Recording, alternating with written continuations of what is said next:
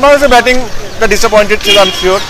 Last test ম্যাচে আপনারা বলছেন সব বদলে গেছে, অর্ধেক টেস্ট যেতে যেতে না আপনি আবার চেঞ্জ হয়ে গেছেন। তো আমার কাছে যেটা মনে হয়, একটা সিরিজ জিতলে এই কথাটাও বলা উচিত না, আর একটা ম্যাচ খারাপ খেললে এটাকে চেঞ্জ করে ফেলা উচিত না। টেস্ট ক্রিকেটে আমাদের এখনও অনেক কিছু শিকার আছে, অনেক কিছু ইমপ্রুভমেন্টের বাকি আছে। আমরা অলমোস্ট 20 বছর ধরে খেলছি, আমাদের পারফরমেন্সটা যে জায়গায় থাকা উচিত ছিল ওই জায়গায় নাই, এটা আমি এগ্রি করি।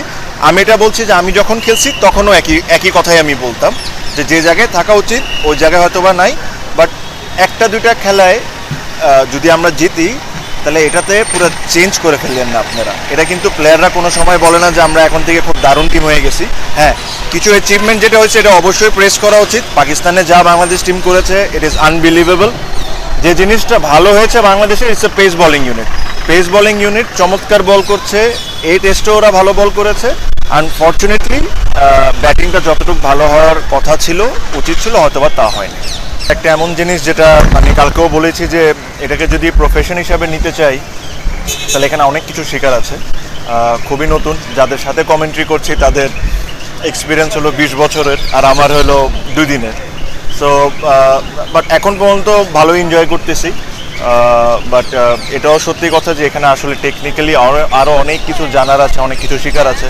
সো এটাকে প্রফেশন হিসাবে যদি নিই, তাহলে এই সব জিনিসগুলো শিখতে হবে। বাংলাদেশের ব্যাটিংটা ডিসঅ্যাপয়েন্টেড ছিল, আমি শিওর।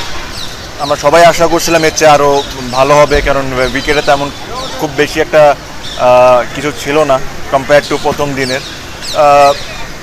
তো ডিসঅ্যাপয়েন্টেড তো অবশ্যই। আমরা চাচ্ছিলাম যে অ্যাটলিস্ট বাংলাদেশ ইন্ডিয়ার রানের কাছাকাছি করুক, তাহলে খেলাটা একটা ইন্টারেস্টিং হতো।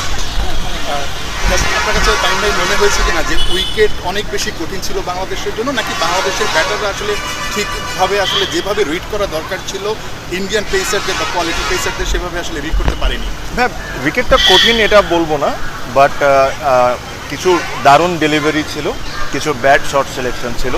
সো এটা মিক্সড দোনোটাই ছিল, যে উইকেটটা যে একদম কোনো ধরনের কোনো হেল্প পায়নি। নতুন বলে অবশ্যই তারা একটু হেল্প পেয়েছে, বাট কিছু delivery, you are facing Jasprit Bumrah is one of the best in the world. তো কিছু delivery was very good, but সাথে আমরাও কিছু ভুল শট খেলেছি। আমি কমেন্ট্রিতে আপনি একটা কথা বলছিলেন যে সাকিবের শট না আসলে ইউনিভার্সিটিতে যেভাবে আউট হয়েছে একটু অবাক হয়েছেন। লিটনের আউটটা তো আসলে অবাক করেছে আপনাকে, ঠিক ওই সময়টাতে যেভাবে আউট হয়েছে। দেখেন, আমি লিটনের ব্যাপারে একটা কথা বলি। This particular shot he has played a million Times, he scored a lot of runs. হয়তোবা আজকে এক্সিকিউশনটা ঠিক ছিল না, হয়তোবা সময়টাও ঠিক ছিল না, বিকজ ওই একটা সময় বাংলাদেশের সুন্দর একটা পার্টনারশিপ হচ্ছিল, প্রায় 50 রানের উপর পার্টনারশিপ হয়েছে। তো ওই পার্টনারশিপটা যদি একটু বড় হইতো, তাহলে আমরা হয়তোবা আর একটু বেটার পজিশনে থাকতাম। থার্ডের স্ট্র্যাটেজিটা কি হতে পারে?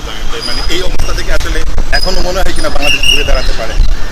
Difficult, yeah, very difficult, but cricket is an uncertain game. Anything can happen, but if you want my honest opinion, it is very difficult. ভাই, আমি খাওয়ার সময় পাচ্ছি না, তো বাসায় যাই।